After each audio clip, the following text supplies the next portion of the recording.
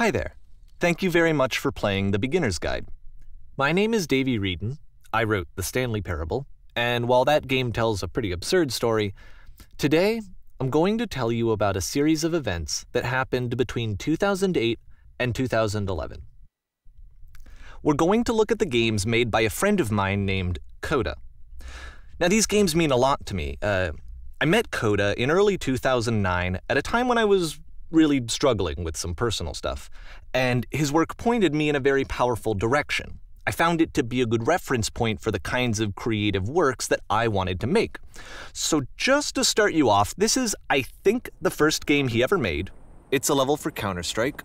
You can walk around here, by the way. And mostly it's just Coda learning the basics of building a 3D environment. But what I like is that even though he starts from the simple aesthetic of a desert town, he then scatters these colorful abstract blobs and impossible floating crates around the level. And of course, it destroys the illusion that this actually is a desert town, and instead this level becomes a kind of calling card from its creator. It's like a reminder that this video game was constructed by a real person. And it kind of makes you wonder, what was going through his head as he was building this? This is what I like about all of Coda's games. I mean, not that they're all fascinating as games, but that they are all going to give us access to their creator. I want us to see past the games themselves. I want to get to know who this human being really is. And that's exactly what we're going to do here. So, it's 2008, Coda starts making these games, and he never releases any of them. He doesn't put them onto the internet, he just makes them and then immediately abandons them, and they sit on his computer forever. And I think he really understood this image of himself as a recluse. At one point, he jokingly renamed his computer's recycling bin to Important Games Folder.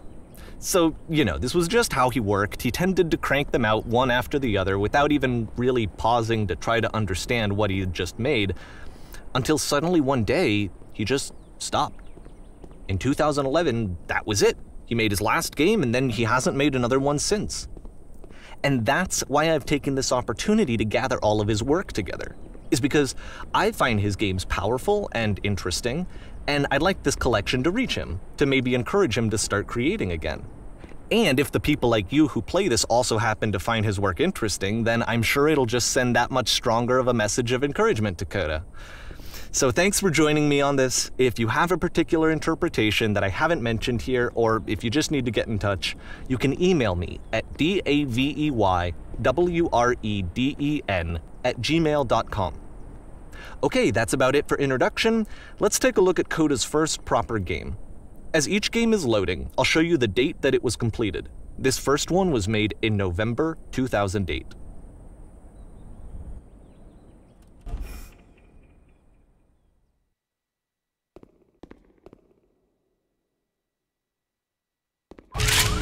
Warning. Whisper machine active. Shift destruction imminent. This game is called Escape from Whisper, and it's one of the more generic games you'll see from Coda.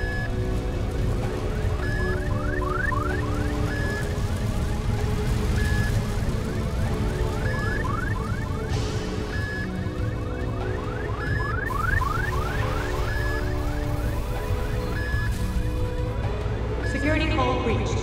Hostile alien life forms inbound. It kinda looks like this game was abandoned mid-development. For instance, you have this gun, which you'd think would indicate that there are supposed to be monsters or enemies somewhere, but then clearly there are no enemies anywhere. You can't even reload the gun when you run out of bullets.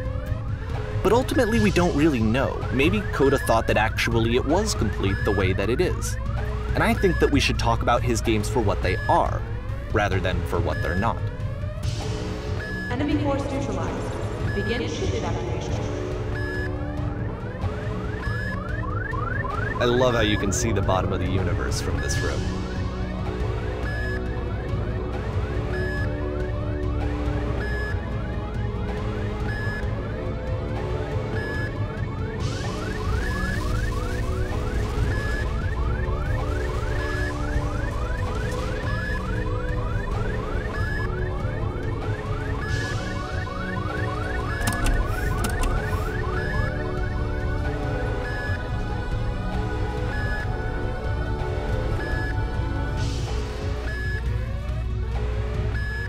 apparently this space station has a labyrinth on it. Sure, I don't know. There's really no reason for it that I've ever been able to discern, so in the interest of time, I'm just gonna skip you on past it. Okay, this is the part that's interesting.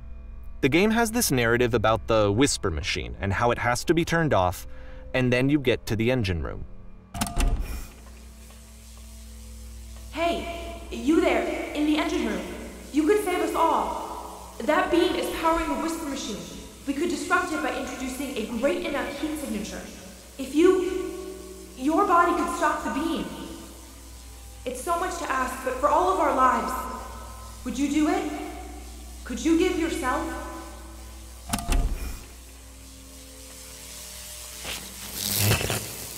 Let me pause here for a second. What you just experienced, stepping into the beam and then dying, is probably what Coda had initially intended when he was developing this level. But when he first compiles and plays it, something goes wrong. There's a bug somewhere, and this is what happens instead.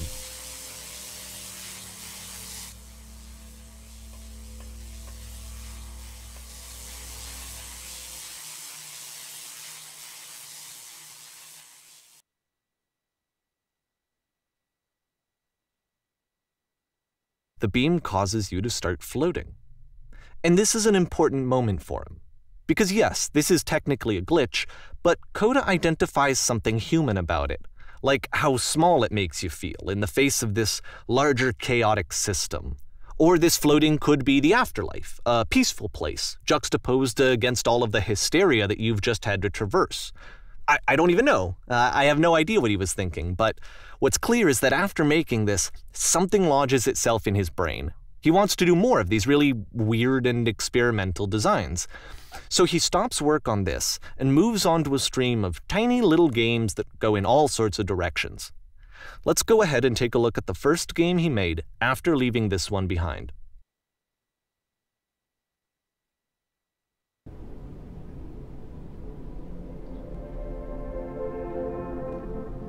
Yep, in this game you can only walk backwards.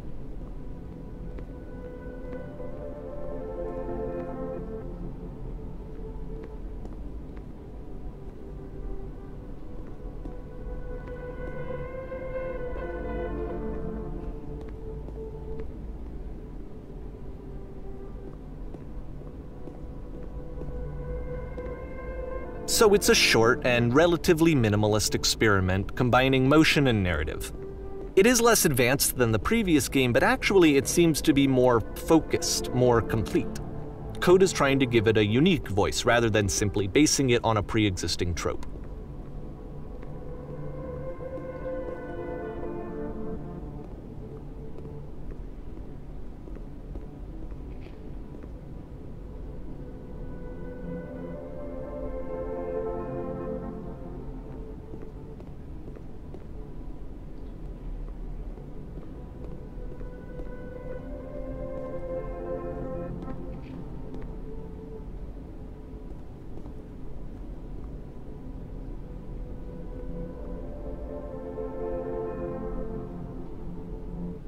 It's a short little thought, it says what it wants to say, and then it ends.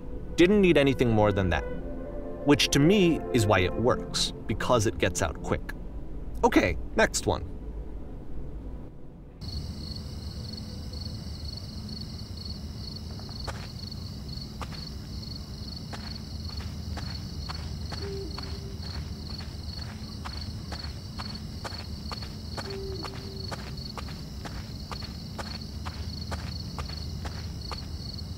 And that's it. Okay, the meaning of this game won't be clear just yet. Please be patient with me for a few more games and I promise you'll see what makes it interesting.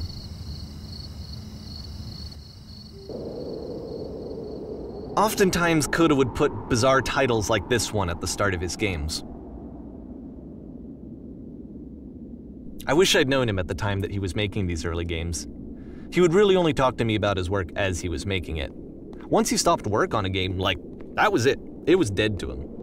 And I don't agree with that at all, but what are you gonna do?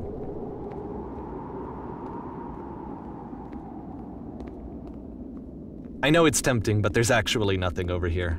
Sorry.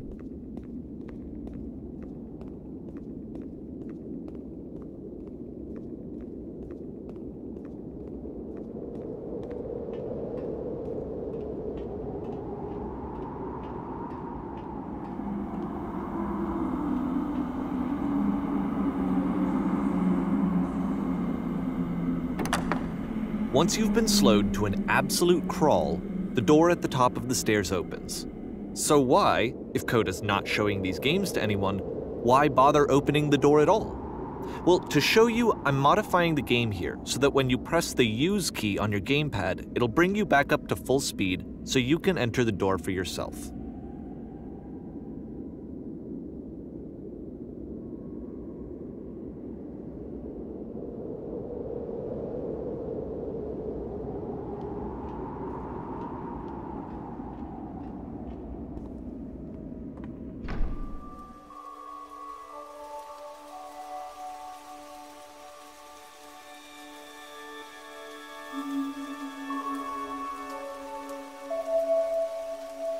A room that's warm and nice and filled with little ideas for games.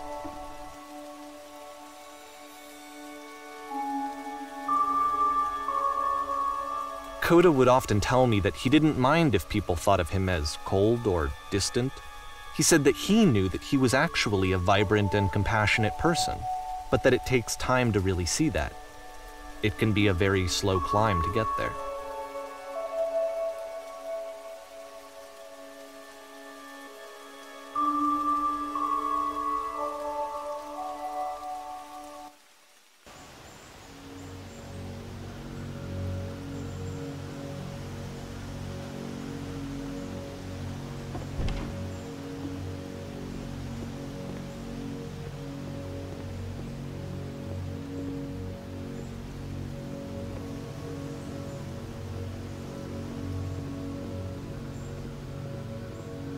Well, this is new for Coda. It's an actual puzzle. Go ahead and see if you can solve it.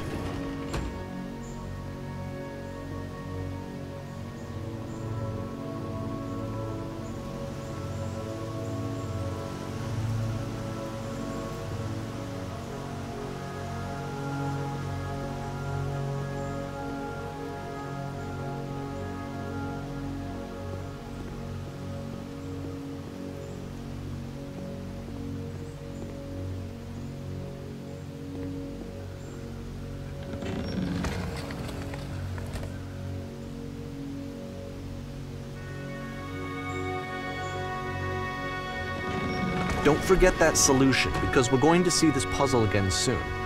We're going to see it a lot.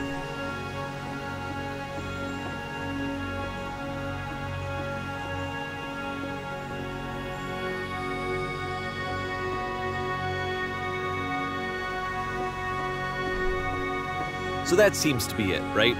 You walk down a corridor, you solve a puzzle, you get to the end. Simple enough. Alright, now I'm going to modify the game again, so that when you press the use key on your gamepad, it'll remove all of the walls from this room.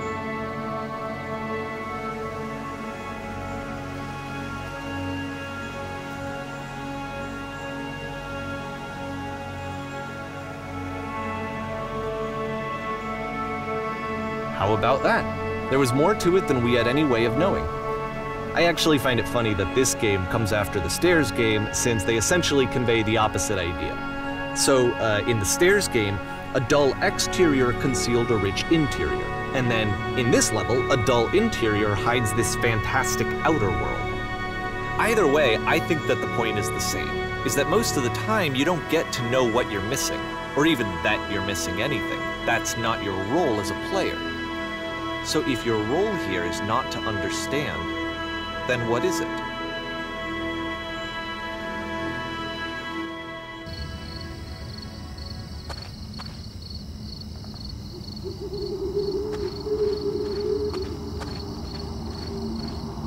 Aha! So, this, combined with the entering game from earlier, tells us that Coda believes his games are connected somehow. It could even be that the Stairs game and the puzzle game are literally connected in between this and the entering game. There's a bigger picture that all of his games are meant to play a role in, some larger meaning that we won't be able to grasp until we've seen all of them. And once we have, we can step back and start to understand what exactly that bigger picture is.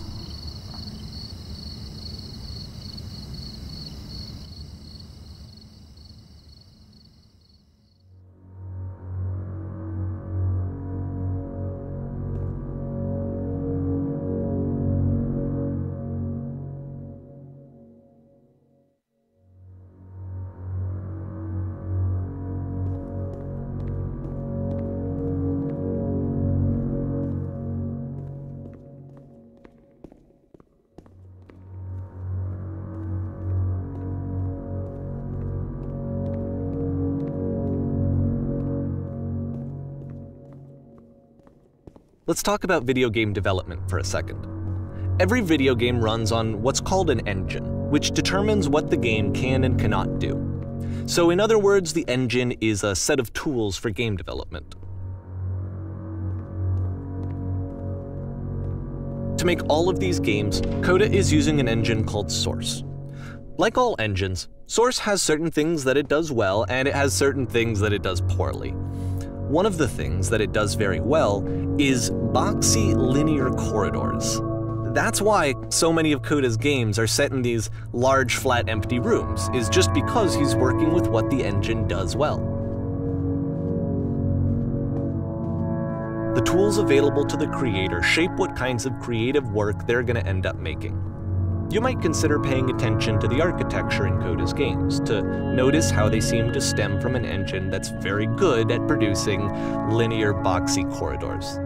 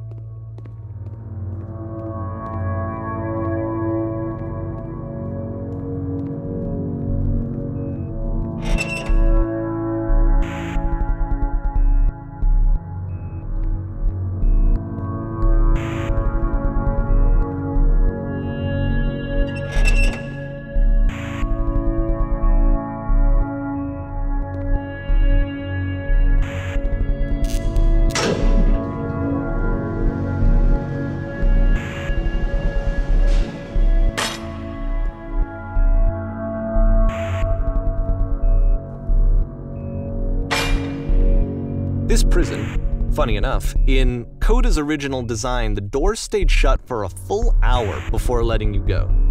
If you don't mind, I think we're gonna skip that.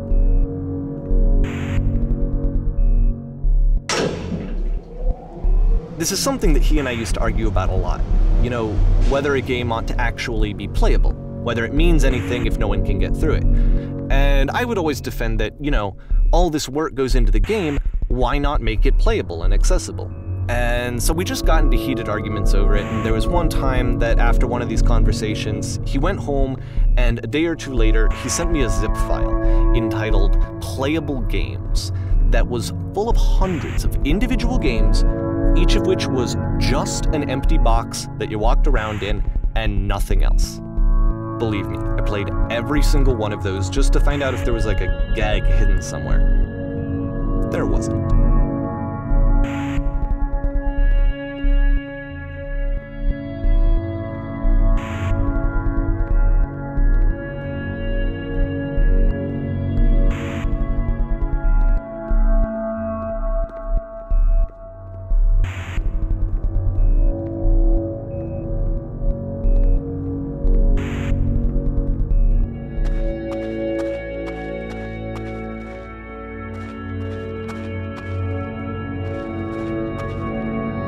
It's the puzzle again, with the exact same solution as the last time.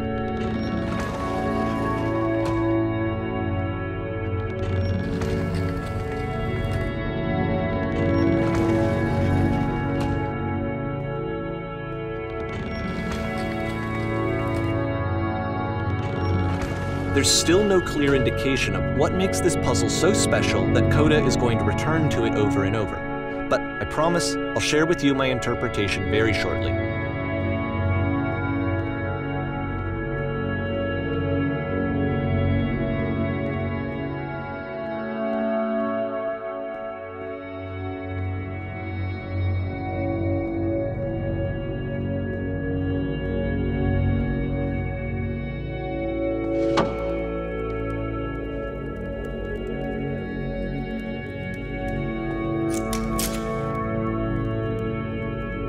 Here, Coda begins using a kind of dialogue system that he fashioned out of the engine's chat capabilities.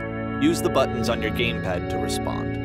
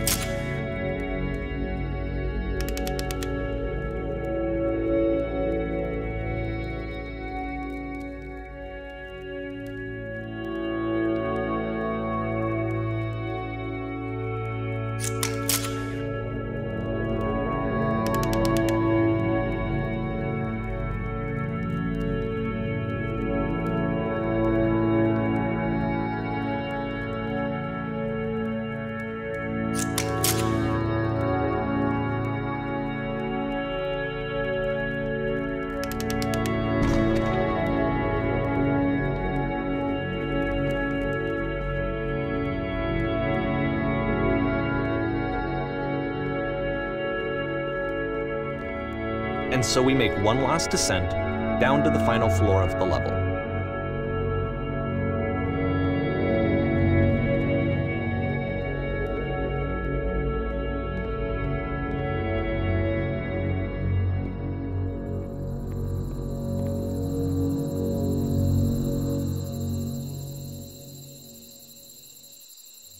It's a lamppost.